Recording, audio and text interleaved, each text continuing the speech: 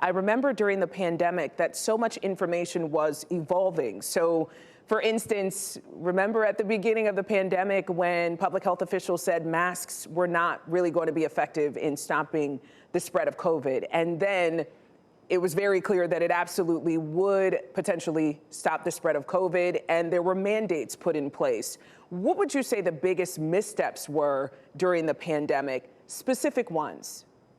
So look, folks have asked me for a number of years now to sort of go back. What would you do different? Monday morning quarterback that crisis. And what I would say is like what we were knowing through the crisis changed at different moments. So to look back and say, well, now we know all these things. Shouldn't you have done something different back then?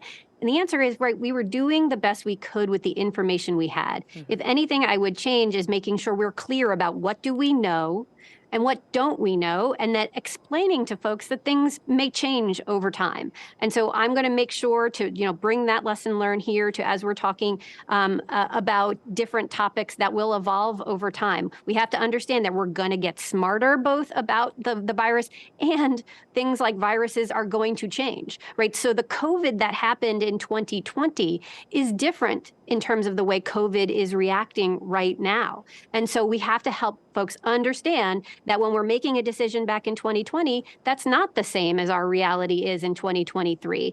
So the virus changes, things will change. And I think that's what's really important. But again, would I do anything different as you go back? No, it was a crisis. We're trying to do the best we can with the information we have, but we just need to be clear about that. What do we know? What do we not know? And what are we working on to get smarter? And how are we working for you every day, the American people, making sure we're protecting you?